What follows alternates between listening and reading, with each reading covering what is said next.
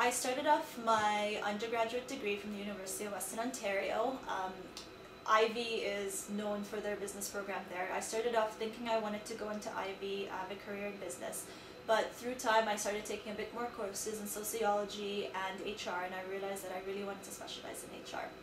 So after I was close to graduating from Western, I decided that I wanted to continue with HR because the undergraduate degree only gave you a taste for the HR concepts and theories.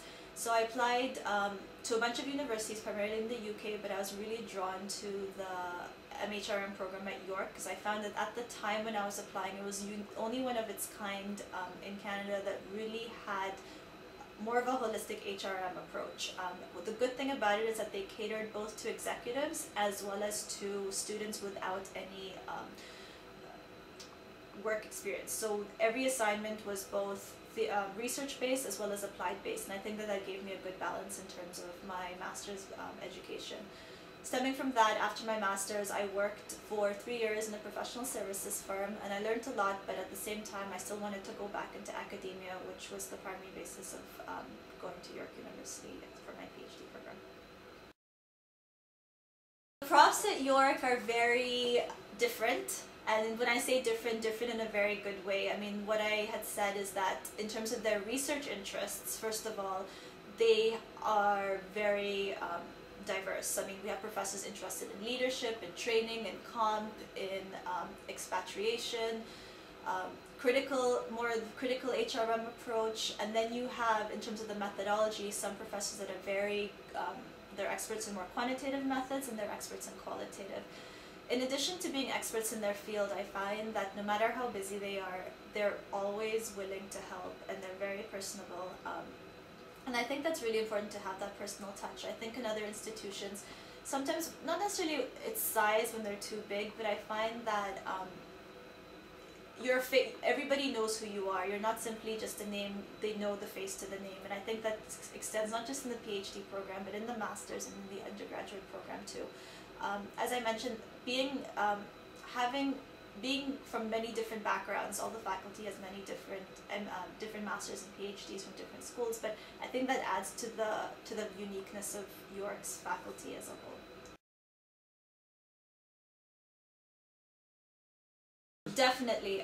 Well, I mean, again, maybe my bias is because I did do my master's at York, so I already had a rapport with a lot of the professors, and I find that going from the master's to the PhD, having that rapport already developed definitely helps when you're starting off the PhD program. But even with students, I mean, without having that rapport, it's very easy to build that rapport with the faculty because, as I mentioned, they're always available and they're willing to help you wherever they can, either in class time or their own time.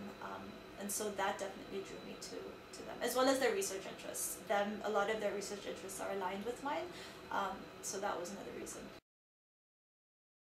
With other universities in Canada, there's other schools that offer more of a master's in industrial relations, a master's in organizational behavior, an MBA with a concentration in HR. There's all these different types of elements, but with York University in particular, having an MHRM, in terms of the different career trajectories that you want to go, if you want to go into a professional environment, I think having that MHRM status shows that you are an HR professional, and it simply goes beyond the CHRP, which is the known designation in the HR field. It shows that you've gone beyond simply the requirements of the association, and in addition to touching upon it, we extend beyond that and do theory and do more research. So I knew at the time, thinking if I wanted to work in a professional environment, having the MHRM would give me the advantage over those with the CHRP. And even while working, I think that proved to be true because the concepts and stuff covered in the MHRM are very broad and very more in-depth compared to the CHRP. So